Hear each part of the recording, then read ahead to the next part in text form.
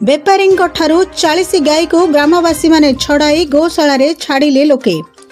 वर्तमान विभिन्न ग्राम हेउ अबा सहर एबे सबुठी बजरंगी दल हेउ अबा गाँर हिंदू धर्मावलंबी माने सबुबेले निज गोमाता को सेवा करिबारे लागिलेनी।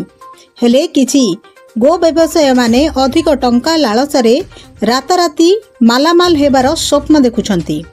गंजाम जिला दिगपहंडी थाना भीष्मगिरी बाईपास रोड रे आज छोट बड़ 40 कोटी गाई को बेपारी मानक ठारू उद्धार करी मलाभंजारे थिबा गोशाला छाड़िथिबा जणा पड़िछि। घटनास्थल रे दिगपहंडी पुलिस पहुंची ग्रामवासी द्वारा बुझासुझा होई गाई गुड़ी को सुरक्षित भावे किभली गोशाला रे पहुंचीबो से भली व्यवस्था करथिले।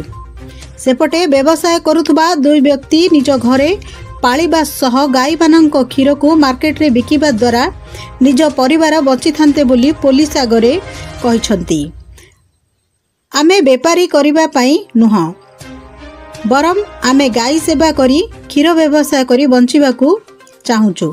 आमको व्यवसाय बोली अटकाई आम समस्त गाई गुड़ी को गोशाला पठाउछंती।